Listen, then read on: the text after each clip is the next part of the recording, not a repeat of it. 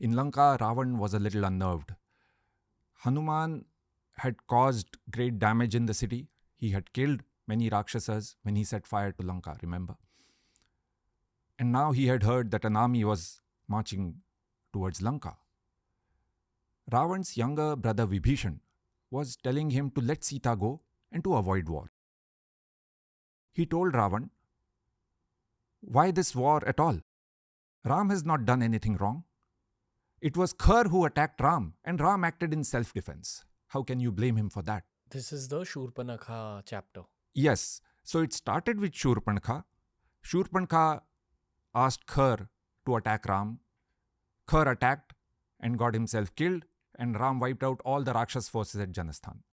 Now, interestingly, in these discussions, we often go back and say, oh, the Shurpanakha incident, like you just asked me.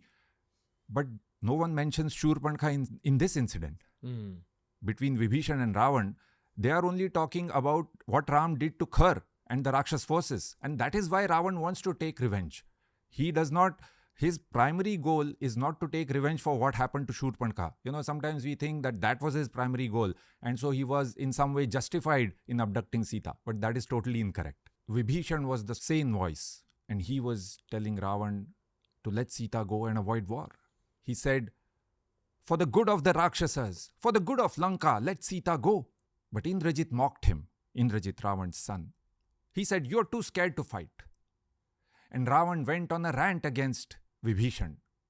He called him names. And among them, by the way, he called him Anarya, not Arya-like. So Ravan considered himself Arya, which is a noble person. This has nothing to do with race. Vibhishan could not take it. He told Ravan, you are my elder brother, and I should respect you like a father. But you have lost your mind, and you are not on the path of dharma, righteousness. I cannot be a party to this. I shall leave now. Be well without me.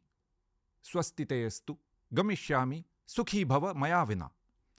And then Vibhishan left, and he went to meet Ram.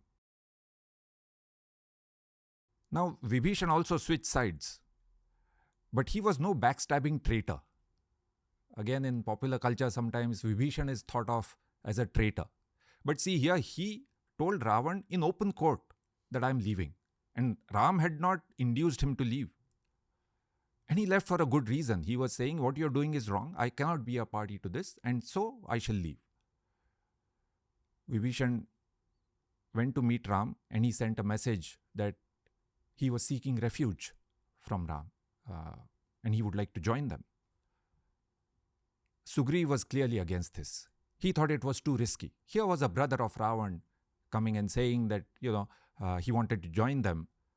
Perhaps this was a trick. He could try and create divisions among them. So Sugriv recommended that they should not allow Vibhishan to join.